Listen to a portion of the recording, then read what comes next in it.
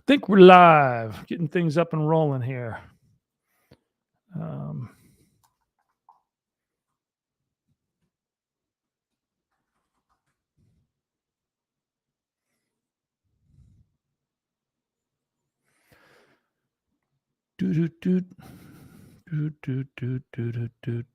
Yeah, we're coming up.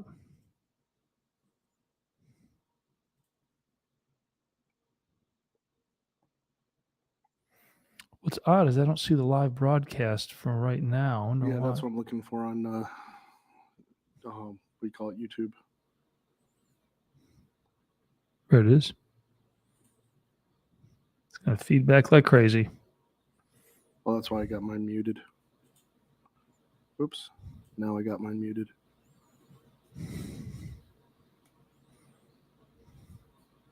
Ah, there it is. Okay.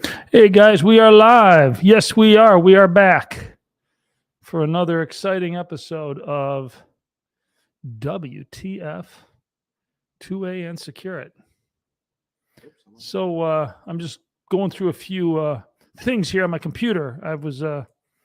We were getting things set up today, and I got some technical issues I'm just kind of figuring out.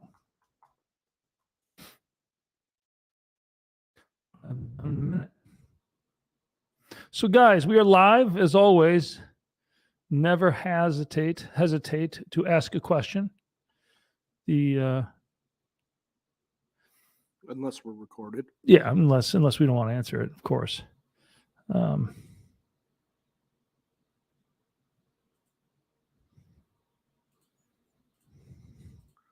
Yeah, I can't find us right now, so I can answer questions. Ooh, I wonder. Yep, I am logged in. Okay. Technology's hard.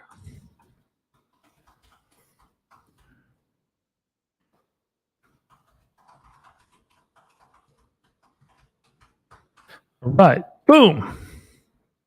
That is the end of that.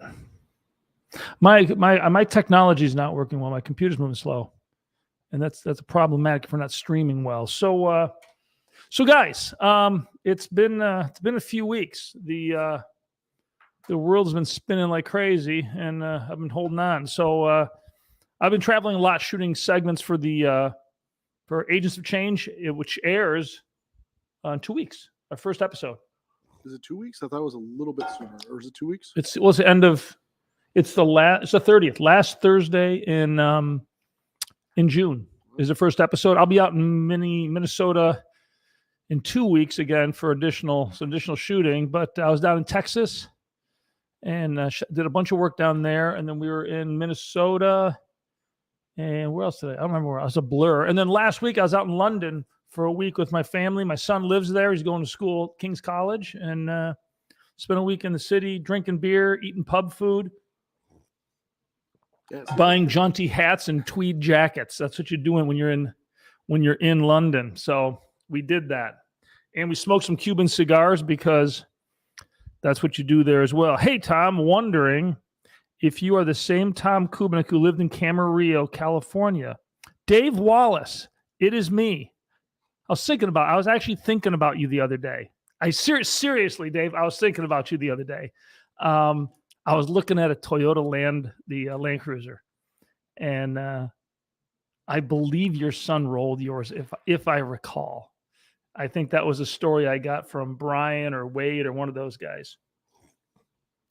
I hope you're well, sir. People, if you're in Southern California, Camarillo area, looking for a realtor, Dave's a good guy. But Dave, I hope you're well, man. I haven't talked to you in like forever. And I'm now in Cazenovia, New York. SecureIt is a dramatically larger company than it was when you and I last spoke. And we are going to make, it's not official yet, I think we make Inc. 5,000 fastest growing companies in America for the second time, which is doing it once isn't that hard. Doing it twice is really hard. I think that's going to happen. So, Dave, good to see you, man. I hope your life is going well and things are crazy. We keep looking at real estate out there. The politics got too crazy for me to move back to California, but Camarillo is a beautiful, beautiful, wonderful place. I don't know. I think our New York politics gives them a run for the money. Our California customers are complaining, hey, we can't get this. I'm like, hey, I'm in New York. I know. About the same for us. It's about the same. So, hey, Dave just sent me another note. He's now driving a newer cruiser. So my wife and I are going car shopping today. I think she's looking at a Volvo. She wanted to get a older Land Cruiser. So we went on a few of the auction sites. She saw what they go for, and she's like, no. So she's also looking at older Range Rover. And no, I think she's going to get a Volvo C60. Is that the C60 or the C90, the SUV? I don't know Volvos. I'm a German car fan myself. Well, I'm a Ford 250 guy, but the Ford Explorer is not to her like it's got issues. It's old. But anyhow, people. So what's going on at SecureIt this week? I just got back. I've been traveling. I've been home for 4 days out of 5 weeks, I think. Well, before you got back, we managed to clean up the office, get rid of all the beer cans, the party supplies, things like that. Make sure we all look like we were busy working. So, it turns out right. You don't seem, like you were suspicious of anything. So I noticed that the shop didn't get cleaned up. We got some people jumping. I apologize. We normally advertise the show a lot more. There's more going on, but we've been off the air for a while, and this was very last minute. But the shop is a mess. I've got the brakes almost figured out in the Sunbeam Tiger. That'll be on the road, I'm hoping, this afternoon. And then the 66 Falcon Project, which I've not really shown anybody yet, is stalled waiting on an engine. And the you haven't done the videos for that. No, then the Elmquist Sabre is almost done. We had a problem with the frame, but I believe we have an invitation to Amelia Island Car Show for that car.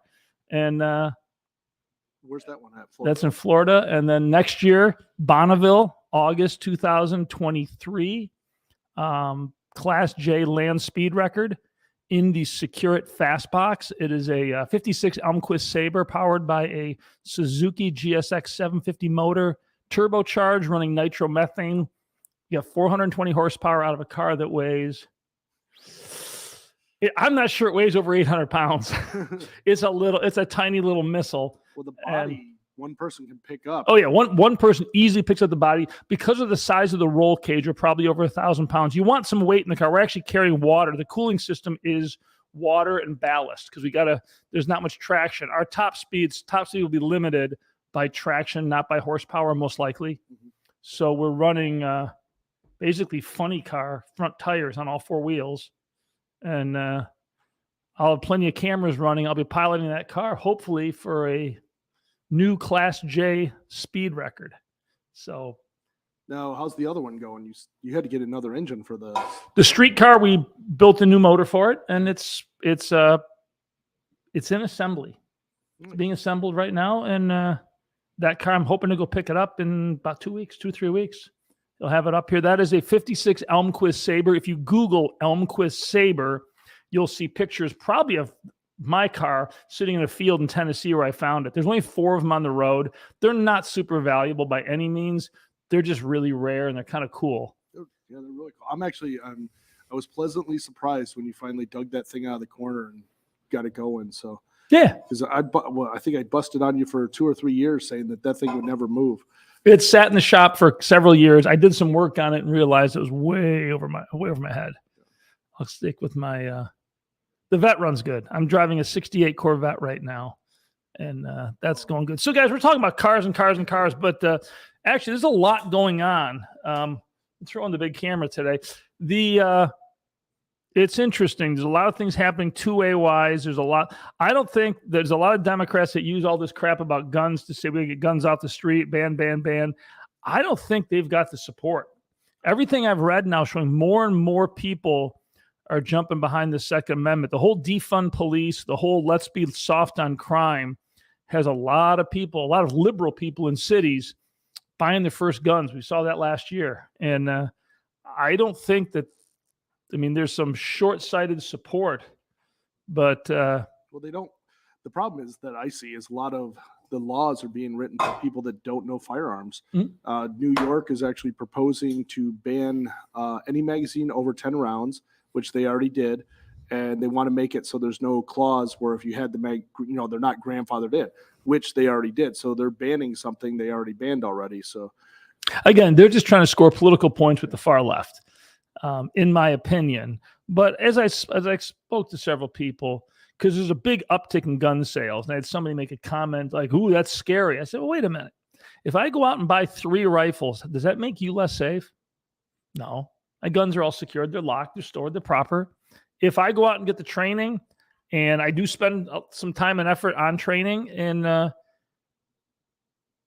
let's say I've got a firearm with me and I'm able to prevent something, does that make you less safe? It doesn't. And banning all the guns in the world is not going to stop crime." Well, I met, I told you about the kid that I met last week. He's a friend of one of my kids. Oh, yeah. Really bright, probably mid-20s, but he actually went to his state representative, drove down to Albany, which is about 2 hours from here, did it on his own time to meet with him and explain how the gun law that they're voting on will affect common people, because the way it's written, it looks like potato guns, muskets that are black powder, a lot of those could get banned because they did this weird other firearm clause that's propelled by an explosive. And so he pointed out, hey, all these basically, not dangerous weapon. Well, yeah, we're coming after. Yeah, we're coming after your potato guns. I know, and I wanted to build one of those recently, so. Well, there's a group of people that want to get rid of the Second. They want guns off. They don't want anybody to have firearms. And I'm not a conspiracy theory guy, but there are those within our country, government, or even want to look that would love to turn this into a socialist country and basically undo the United States. And you hear the term. I've got family members. They call themselves progressive. They like progress. And you hear the term, the progressive movement, Remember, it's progress towards socialism. That's the goal. It's always chipping away, always getting closer, closer, closer. And look what they've done in schooling. There are those who call schools indoctrination camps. Colleges now, they conservative speech is blocked in many colleges. They're doing all this crazy stuff with transgenderism in schools that makes no sense. Little kids don't need to be asked what they are, who they are. There's a point where a little kid needs to be told. They're little kids. They're not mature enough to make these decisions. It's called parenting. I think we just became so polarized as a country, unfortunately. But it's, one of the things I look at is, people wonder about the Second Amendment. But my backing of the Second Amendment came from my history teachers in junior high and high school, talking about our revolution and, how the common people overcame it. And, you get a lot of people to say, hey, governments have tanks, they have planes, they have all this stuff. You don't need the Second Amendment anymore because it won't do you any good. And I think wrong Russian debacle right there. Ukraine is a good example of that, where, they had the access and they started arming up. So, you might not be crazy effective from a tank with just your rifle, but it's a start when something like that happens. No, there's a point where, how bad does the economy get? How bad do things happen where the government would come in and say, we're going to temporarily take over these businesses or these areas? If there were no guns in the population of the United States, would we still have a democracy? Yeah.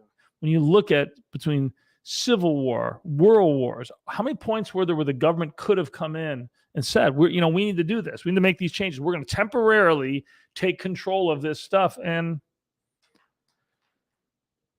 it's unarmed populations don't do well in the history of government and conflicts and things. But I encourage anybody, especially if you know people who who think communism is like a good thing, socialism is a good thing, read or listen on tape Alexander Solzhenitsyn's work. He documented what happened in Russia through the revolution. This manuscripts were smuggled out of the country, I think in 1973, published in 3 volumes. It's a difficult read, but it's pretty amazing what happened in Russia. 35 million people were killed over the course of 25 years. Well, I did debate with somebody recently that they were convinced that although all that is CIA propaganda and that we caused the problems there. Yeah. I'm like, you got to kid me, buddy. No. Did the CIA even exist in 1919? I don't think it did. I don't know. I'm pretty sure it did not. But there's, once you get so far right, so far left, it always turns into more of an authoritarian. It is. That's why I try to stay fairly in the middle and very much democratic. Yeah, the government sure doesn't mind arming our enemies. From Cav Trooper 19D. I noticed he makes a comment about you've got built a wall system, short a few panels. Let us know what you need. Love to see shots, videos. If you're short a couple of panels, we'll trade panels for video. Yeah. Did I just piss off half the marketing team? No, but Cav Trooper 19 Delta, if you email us, ask for Steven. So since I heard Tom say that. Yeah, we'll hook you up, man. Let's get it finished up, get it so it looks cool. Yeah. Snap some photos, shoot some video. We'd love to see it. And I was a 19 Delta also, so I'll remember you. It's Cav Scout in the Army. So I start off 11 Bravo. Did you see the lack of respect? Just right away, Wow. without assuming I don't know. But anyhow, so again, so Steven, I've been gone. What the hell's been going on? Mostly boredom for me because I was left in the office by myself. But things have been running smoothly. So I think our management staff that you put together has definitely done a good job of keeping the ship going while you're away. Yeah, it's things been rocking and rolling. It looks like we've got our company gathering next week. Everybody from all over the country is flying into Syracuse for. We're going to be doing some sporting clays, fancy dinners, picnics, time outside. We'll be up at the ranch. I'm hoping to get people up to the ranch for a little bit. And I think the only person that isn't coming is the one person I haven't met in person yet. Oh, Brad's not coming. Brad. I know. So we got to get him here. Seems like Brad, if you're watching, you should come anyhow. You don't need to go to a family reunion. Your family's just not that cool, man. We're so much cooler. Well, that's the nice thing. You're at a good place to work when you actually look forward to. Hey, the SecureIt Ranch. We're going to start shooting video. For those tuning in who don't know, we have a 500-acre hunting property about 40 minutes from here. It's pretty close to where I live, and we're building the SecureIt Ranch. We're hoping to beautiful area. Yeah, it's beautiful land. We're hoping to break ground on a actual retreat structure. We've got the first pole barn up, and we picked up a Bobcat tracked excavator about 2 weeks ago, and I've got a little bit of seat time in it, so putting in drainage and doing a bunch of work, and that's gonna be fun to play with. I don't know how to use one, but I'm gonna figure it out. And just to annoy our New York State government, we're gonna put in a potato gun range, so that should be fun. Actually, that would be kind of fun. Potato run, yeah. Potato gun range. We get like 2 potato guns, put some pop-ups out there so you can hit them, which nobody will. So we'll be out there for hours. Isn't there a danger of potato guns blowing up? I've seen videos of those. Never tried it, but willing to find out. Yeah, willing to find out. What do you use for propellant? Hairspray. Okay, so it is. You're using, like, I've seen starter fluid. I've seen people. So it is a explosion. It's not compressed air. I have heard of ones making compressed air ones where they fit a nozzle on there. Yeah. And they got the pressure gauge. I've seen one of those, but that's probably safer. But well, if we're getting some logging done on the property, and we have the ability to put in a 1,100-yard range, which in central New York is unheard of. I'm just not sure. It's going to require taking out a lot of trees, and we're shooting downhill a little bit. It might be a bigger project than we actually want to tackle. I don't know. But hey, guys, other things going on. Handgun storage is moving through. I've got prototypes here that I haven't even seen yet. Again, I just got back. I've been traveling. We're going to be reviewing those formally on Monday. If those look good, we are close to POs and getting that thing rolling. We've released very little information on what we're doing here. It's a radically different way of securing, fast access, storing, making safe handguns. And we think it's going to be very popular. You guys are going to love it. It's going to be a really cool product. I think we're still targeting for fourth quarter launch. I think so. There's a lot of logistics issues. You just think you can, make something, call somebody up and make 10,000 of them. It just doesn't work that way. It takes a lot more than. Well, it's so secretive too that when they came in yesterday, Ron and Becca hid it and swore me to secrecy not to tell you where it's at. So. Can you believe this shit? I know. So why? They didn't want you tinkering with it before they could try it out. They didn't want me forming an opinion before they could explain to me all the screw ups that they've got into this thing. Could be.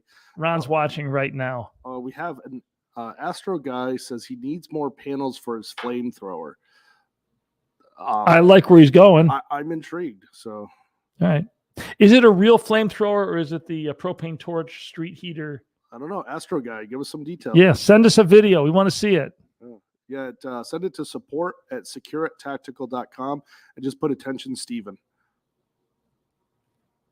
Essential Gear wants to test out the stuff. Well, we'll get marketing in touch with you guys. We've got the note here that doesn't go away. I think that gets stored in archives. So we have the information, right? I don't know. I'll totally forget to do that. So yeah, we'll look at that. But so anyhow, that's kind of, I mean, that's the real short answer as to what's going on in the world. Do you guys have any questions about what we're doing, what's going on in the world, about the wonderful price we're paying for fuel and why it's going to continue to go up for the next, probably year and a half? Personally, I do believe that there are many people in our government that want the fuel prices as high as they can possibly get them to force America into electric cars. It's interesting when you look at technology. Internal combustion engines have never been cleaner. Yeah. And when you look at everything involved in electric cars, now most people know that I'm not anti-electric car, and if the Ford Lightning was readily available, I would take a look at it. I mean, I think electric. I've driven Teslas and absolutely fantastic car. I thought it was a cool. I thought I was ready to hate this thing, and I didn't. I really liked it. God, they're quick. They are, and they drive well. But electric long term is probably the best solution. Instant torque. But to do what's happening right now is crazy. And from a purely environmental standpoint, I'm not sure it's cleaner to go cold turkey what they're trying to do and force this thing this hard because. It's funny because I come from an environmental background, doing biology work and, somehow I ended up here. But, I look at some of the things they want to do. They're pushing in this area to have electric furnaces. Well, that's great if you have a good power source and can make it affordable. But also, I don't think our grid can handle if all the houses here, you're going to fry our grid. And it'd be great to see for the efficiency wise, as long as we have a good power source for it. But, that's where we're going to be struggling for a bit. Well, same with electric cars too, because you got to charge those things. That's a lot of juice. What's the number one source of electricity? Oh, probably still coal. It is coal. That's right. So they're pushing this stuff, electric furnaces. I just replaced my furnace. I went for gas. I'm not sure that natural gas is a lot cleaner than how we get electricity right now in America. Mine is supposed to be something ridiculous, like 98% efficiency. Yeah. It's PVC vents, so there's like hardly any heat going on. No, that's that, but it's about what the emissions are. But it's so light on emissions, and to do what's happening right now, I mean, they're going to pay the price because America's fed up. I've always said it. When the people that just want to be left alone get involved, shit's going to get crazier. I think we're there. There's a lot of people I know that are finally fed up, and they're going to have their voices heard. So hopefully they run for office because we need better choices. Than we don't just need. It's not better choices. I'd go simpler. Just say younger choices. It's unique what we've got going in America. We have a generation of people, both Republican and Democrat, that will not pass on the baton. They will not. They won't go. They won't retire. They won't stop. Schumer, Pelosi, Mitch McConnell. It's Republicans and Democrats. They're all in their late 70s. Dianne Feinstein's in her 80s. Yeah, but she's losing her cognitive, and her assistant's like, "Oh no, she's better to be." There's no company in America run by 70 and 80-year-olds. Yet this country, Pelosi's horrible. Yeah. I mean, it's the problem now. It affects both parties. As I look at it, and this is my opinion, I'm a libertarian. I'm not Republican or Democrat, but the Democrats are in far worse shape because they don't have any people that I know of that articulate themselves intelligently in their 50s. They go from Pelosi and Schumer. They're going to be dead in 5-10 years. They're just that old. It doesn't matter whether they run or not. That's how our government changes. It's going to jump from them to the squad. That's the next group age-wise that actually gets oxygen right now. And nobody wants that. I mean, I don't know any Democrats that support what they're saying. I think some of them have the right idea, and boy, we really got off guns, but I think they can say it right. But I think some of our best presidents have been the younger ones. Teddy Roosevelt and JFK. He had his good and bad points, but it's the ones who will actually get some stuff done and get off the we're stuck in this kind of this is our platform and we're not moving from it with whatever topic it is. So yeah. Yeah, we're way out in the weeds, aren't we? Yeah, we're totally in the weeds. Hey, I got a question. Charles Harrison, why is your Fastbox not California compliant, DOJ compliant? Because we didn't bother with it. I read it. Now, and they keep changing it. I'm in the military. I'm considered the leading authority on small arms storage, armory design. We build military armories all over the world. We're probably the global leader in that niche. This thing is written poorly. I just out of protest said, the hell with it. We're not going to bother. We sell more fast boxes and agile safes in California than any other state. And all we got to do is put the sticker on the box, which we do. However, Ron, our wizard of product development, and he's been with us now for a year and change, but he's still on the newer side of things, has come to me and said, Tom, let's just get it done. It'll pass. We're gonna do it. We got to submit a couple pieces and questionnaire, send it to a testing center. They'll test it, and we'll get the DOJ certification. So that is coming. I've not spoke to Ron. He's coming up. He'll be here Monday at the office. Yeah, and I just heard that he was going to make that happen. I think it was last week. Becca let me know. Yeah, so that is in the works, and we will get that. We'll get it done. So. But the reason we didn't do it, it's not that it doesn't pass, is I thought it was just crap. I thought it was just a line of BS. The regulations, they don't mean anything. It's pretty poorly done. Yeah, the camera's stuck on me. Well, because you look good, damn it. So we got some new people coming in. Are any of them going to be the one that's going to run that switchboard for us so you don't have to worry about it? Not yet. No, we're going to get there. We're still self-produced. We don't, it's low. It's simple stuff, but we got to get. We need a Dave or a Bob, or they sit a little bit higher than us, off in the corner with all the little buttons and knobs, and make this stuff. So yeah, I'm gonna switch over to the beginning. So this is our mixing center right here. We got the studio. It's as simple as it gets, guys. Formerly the conference room. Yeah, this was our actual formal conference room where we held meetings and did all sorts of stuff. But the company runs remote. There's 3 of us in the office, and we could fit everybody in this conference room if we wanted to. No, we just hired 3 people. They're starting next week.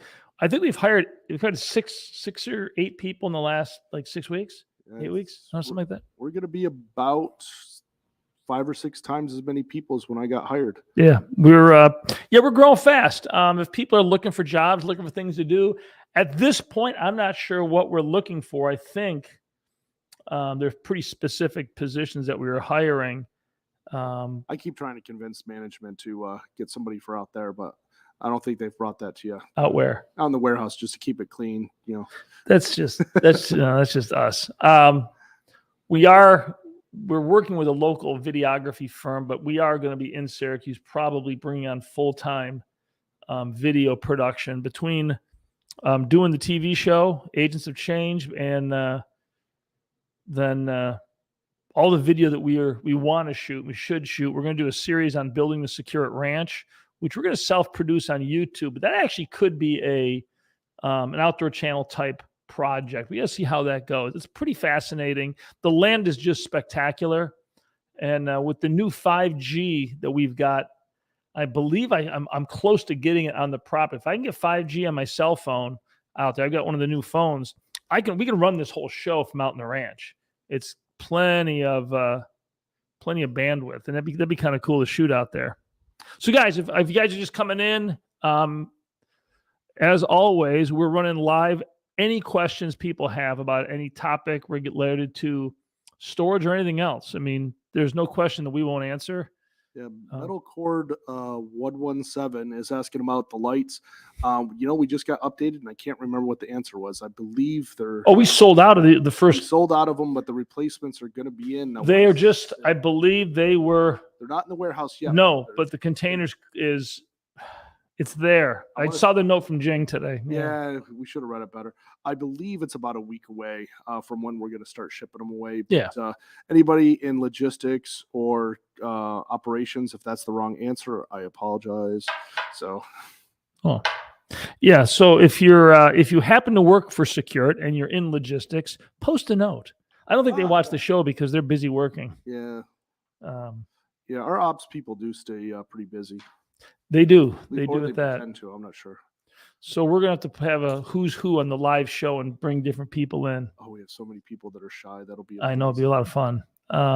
We got really cool people though. They may be camera shy, but we have the most fun, genuine, interesting, real deal staff of any company I've ever been associated with. And this is my third company. It's by people. It's not the biggest, but certainly by sales, it's the largest company I've ever been part of. But I like the way you described us. That's pretty good, accurate, because we do definitely have some strong personalities, and we don't have to hide them here. So just we're out in the open. No, guys, look, I've always told people, if you work in business, you get in a situation where you meet somebody, maybe it's a sales rep that calls on you, or somebody that they work for another company, but you're working with them a lot, maybe on a project, and you think you get to know them.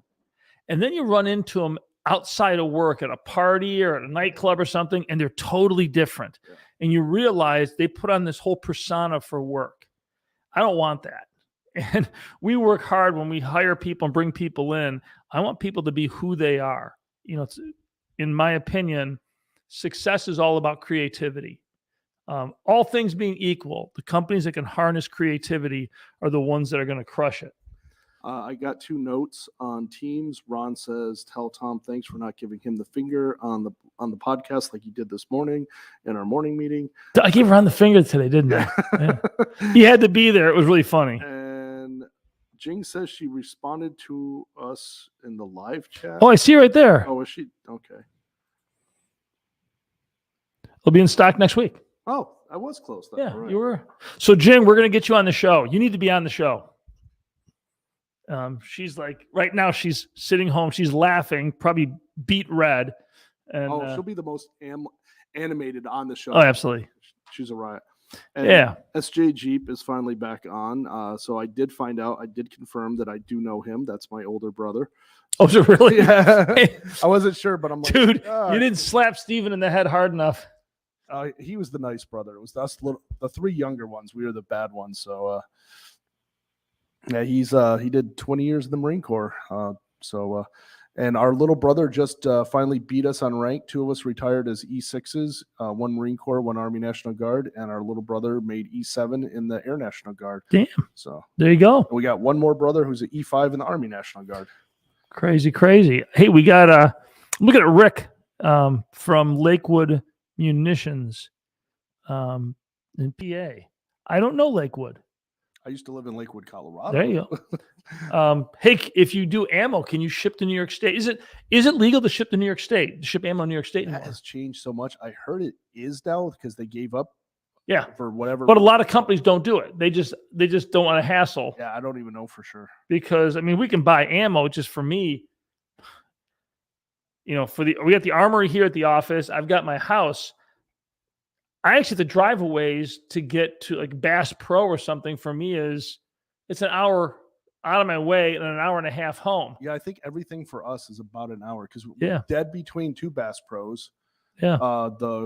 Gander Mountain stopped selling ammo. Yeah, so and running. Raylin has some, but they're not. It's very small. Yeah. But it's so I like to order online. It's just easier, and we are. Like today, we're looking for stuff to shoot, and we're going to shoot the 17, and I think you realized you didn't have any, so no. I'm pretty sure I have a good amount of it. A little rimfire 17, but I'll go home and check tonight, see if we can do that for the company. Yeah, ammo's a pain in the neck. I'm building a boatload of 6.5 Creedmoor. I've got 2 rifles. One doesn't cycle and one doesn't fire. We'll sort of try to figure out. Savage 110 Elite, long range rifle, 6.5 Creedmoor, And factory ammo works, but my loads, the factory ammo is using a medium rifle primer. That's the type of casing. Yeah. My casings are small rifle primers. It dimples it, but it doesn't fire. Same ammo will fire out of the Stag. So I think it's headspace issue. I don't know. I'm going to shoot all that brass through the other gun. Hopefully it expands the brass a little bit, and then I'll neck size it. And for you, those of you who are watching this, how Tom basically comes up with all the product. He just thinks about it a lot and comes up with a troubleshooting solution and how to make something. I don't know. I'm trying to figure out why that gun's not firing. Well, it fires factory loads, but not mine. And I don't want to buy factory. I want to build mine because I'll build better loads. So you have bad loads right now. Well, I don't know. We're going to go out and dump all of our 45 Colt next week with a dueling tree and 2 lever action guns, and that'll be fun to watch because you got to move quick with those 2 firearms. So, guys, it's we've been running about 40 minutes. Wow, that went fast. It does go quick. Not pressing the primer too deep. It's flush, and you don't want the primer sticking out at all because that's just you don't want the primer sticking out at all. It's not recessed at all. It looks perfectly normal. And we're talking a couple of thousands, and I think it's if the brass. I measured the brass, and it's not out of spec by any kind, but. We actually just bought. I actually picked up the. There's a headspace. Can't really not adjusting, but a testing tool that Hornady makes. I just actually got it for really analyzing what's going on. So I don't know how to use it yet. But I'm gonna play with that and see if I can figure it out. That's my puzzle to figure out for the next few weeks. You can tell he's the older brother because he's just going through like suggesting different things. Yeah. No, the gun's brand new, and remember, it fires off-the-shelf ammo, no problem. My loads, it doesn't fire, and I'm wondering if my brass being brand new, although it shouldn't make a difference, but what stuff I make shoots out of other guns, so it's not like I've got 2 6.5 Creedmoors, and it's weird. Actually, I got a buddy at Ray Lynn's that reloads. He might know for sure. Everybody has a different opinion. Yeah, that is true. But there's some guys saying, you got to send the gun back, headspace, boom. I was like, no, it shoots factory loads fine. It's not the gun. Yeah. It's got to be the load. But anyhow.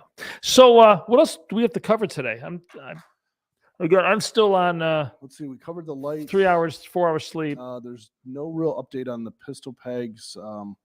Those, I think we're looking, I want to say possibly late summer. I don't know. Yeah. Let's see if Ron jumps in on my teams and says something. Actually, I'll just send him a quick message.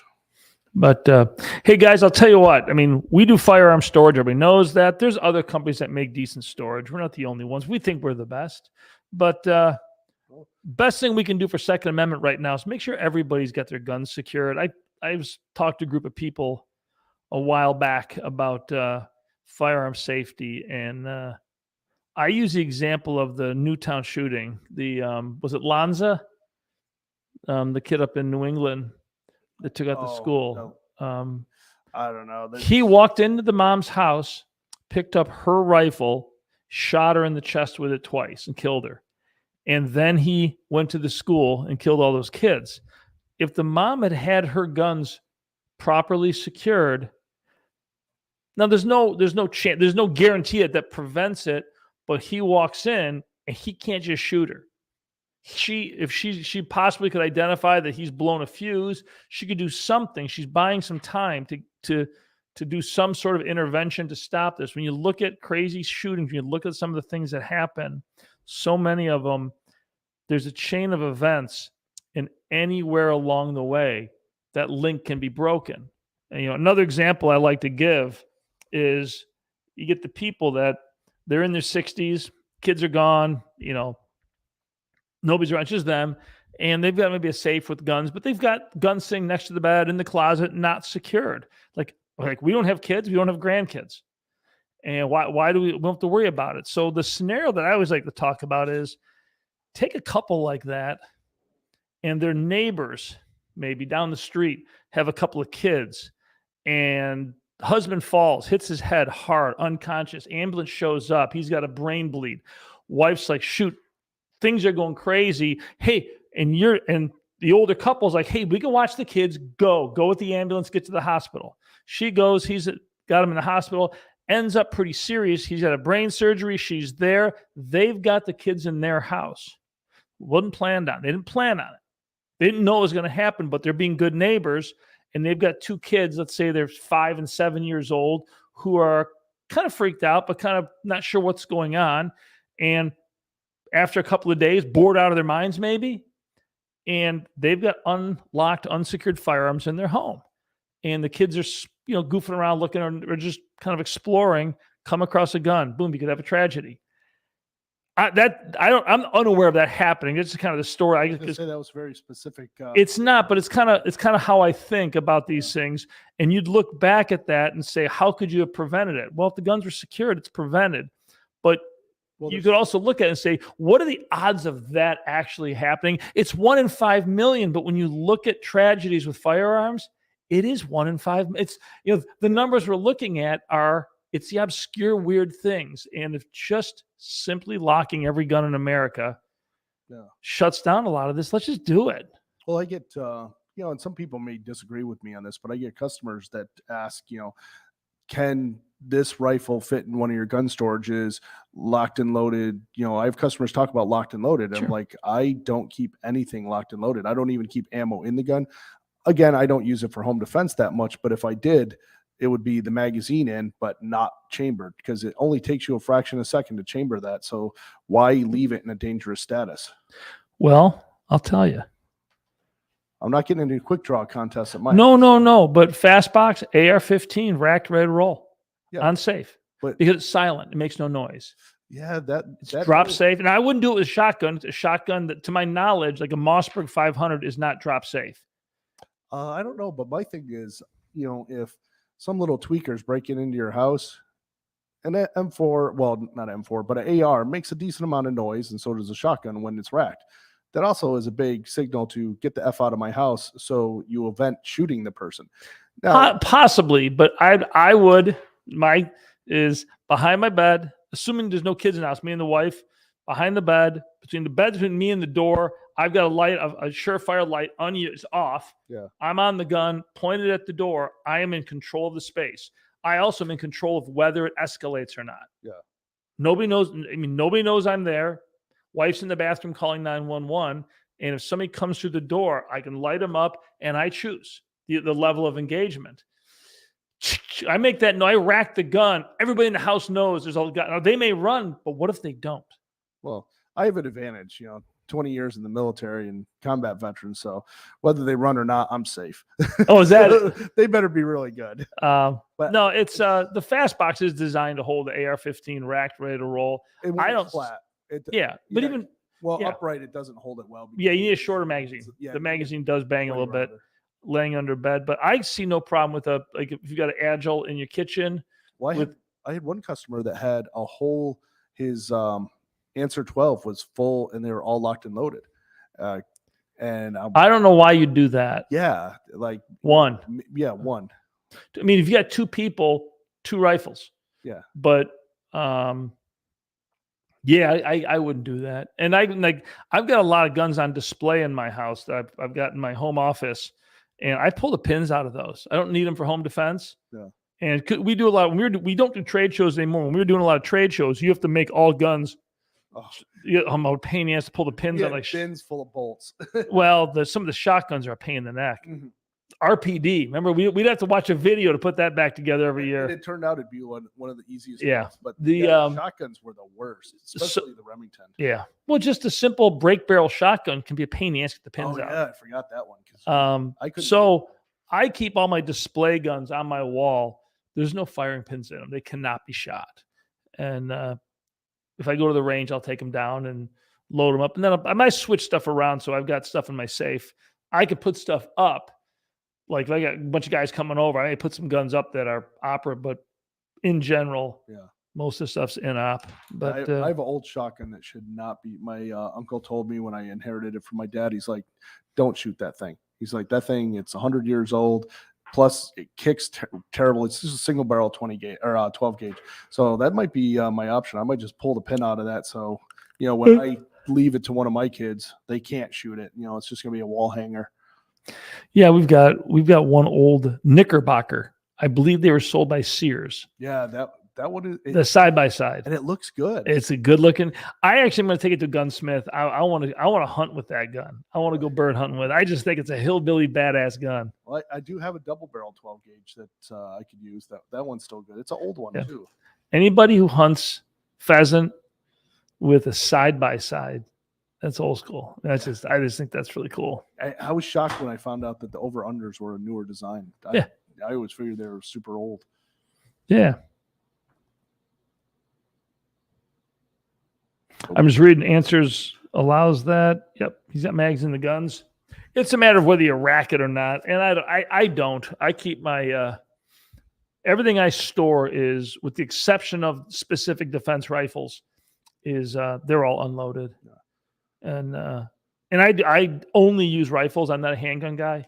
Although I did do the S12 training with Mickey Shook in Nashville. I got my ass kicked over 4 days. I was the oldest guy there, and I got my ass kicked. But it was really good. It was a TCCC Combat Casualty Care certificate, handgun, 4 day. I mean, I shot over 1,000 rounds, and then now will that hand-to-hand combat. Would that work for a permit here? No, it's not the same class. This was purely live fire tactical situations, and a lot of it was designed to teach you how to slow down your thinking is designed to be able to shoot and perform under very high stress. So a lot of exercises and how do you get your brain back up into your head? Yeah. What can you do to slow things down and get so you can think straight again? So it was they should put soldiers through that. I mean, we have different kind of training, but definitely that first engagement, it can make your head a little. It's physiology. It's not your I'm not going to spill any can. We're going to talk about this in the at the big company outing. I've got something I want to share with everybody. We do have a local guy who has a gun training center around the block. I think you met him, Dave from Shooter's Haven. So is he the guy that's been here a few times? Yeah, and he's actually been sending customers. So I got to commit to getting my handgun permit done. It's crazy. I don't have a handgun permit in New York State. Yeah, he's a great customer. He's one of the few customers I actually have in my cell phone at this point because I talk to him so much. So I've got to get that going. I hate bureaucracy, and it's going to take me 18 months to get a. I heard handgun. It's better. It took me, I want to say 10 months to do all mine, but I've heard it's faster now. But you're in a different county too, though. Madison's actually better. Is it? Yeah, so I heard, because I can get a concealed carry. I don't think I would carry a firearm. Yeah, I never do. In New York State, you cannot buy the firearms insurance. So if you're involved in a shooting, you cannot buy insurance to cover your legal costs. It's illegal. One of the stupid things in New York State. And I live in an area where you live in a great area. You don't worry about it. Yeah. I mean, it's a small little town, but it's yeah. So guys, we're about ready to wrap things up. It's been a pleasure. I'm glad everybody came and joined us today. We'll get back to a regular broadcast. We're out next week. We've got a big company event. And then what are we doing next Friday? Next Friday is the range. It's the range. We can't really do a live show from the range with the company. I'm not sure. That'd be tough because that place is way out there too. If we had 5G, I could certainly do it. But I'm gonna roll up and you're gonna be playing with your phone trying to see. We'll get back to a regularly broadcast show. This show is eventually going to morph probably into an Agents of Change podcast. We'll be bringing on a lot of guests, a lot of people talking about innovation, change, entrepreneurialism, and shooting outdoor sports. I kind of see that's where this is going. But guys, any last minute questions, concerns, thoughts, political jokes? No, not seriously. You could say SJ Jeep. Well, of course, we're brothers, so we grew up together. Yeah, he likes the gun racking as a first deterrent, but he's also 20 years in the Marine Corps, so his skill level is above average. Still, Total silence is better than knowing. Not knowing is better than them knowing. For a purely tactical advantage, I don't care. If I'm dead silent behind my bed, gun at the door, I'm in charge of my space. Yeah, but it sends that chill into them. So, What if it doesn't, though? oh, it will. What if they are high on something that, Oh, or drunk on their ass or something stupid?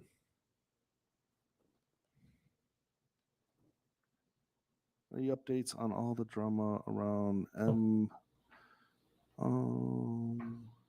I don't know that. What is student? I think the M855. I believe that's the green tips. God, That's steel. That's steel piercing. I think so. Yeah. As an infantry guy, I've probably shot it, but I never really paid attention to what was on the container when we were shooting. I just knew the green ones didn't make any light, and the red ones went pew and made little lasers. Are they saying the green tip bullets are bad?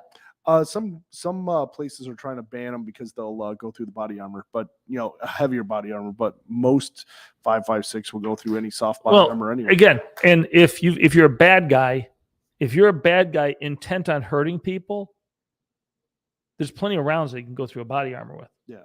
I mean, 357 will go through. 6.5 Creedmoor is gonna just wave.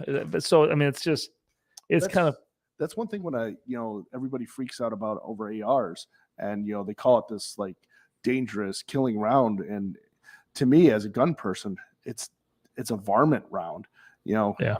And I look at the hunting rifles, I'm like, wow, if you take away ARs and the loony bins are using hunting rifles, it's going to be. Oh yeah, that's a hunting rifle. You take a 30-30, packs a wallop. We did a test into pork butts, which is the closest thing you can do to simulating. You wasted pork butts on. We fired them up, and it was interesting. The AK-47 exit was, I'm going to say 4 to 5 times bigger than a 223 or 5.56. We fired a 5.56 round into it. You can't see the hole going in. Yeah. And the wound cavity is 1.5 inches and it goes through, coming out the other end.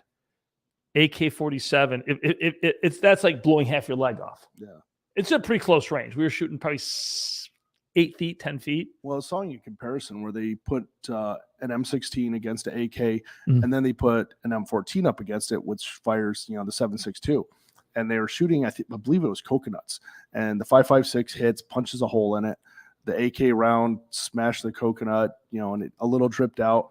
Then they shot it with that 7.62, and that coconut got obliterated. Yeah. It just blew up. And I'm like, wow, I kind of wish we had the 7.62 battle rifles. They also hit it with a 44 mag. Well, that probably did a good job. Oh, that's again, it's a close range round, but yeah, that made you don't survive those. That was a big hole. So, hey guys, we're gonna be wrapping things up. Thank you everybody for tuning in today. Dave, if you're still watching, man, it's good hearing from you. And Cav Trooper 19 Delta, hit me up with an email. Yeah. God, I already forgot what I was gonna help you out with, but I think you were panels. Panels for videos. Panels, yeah. So hit me up.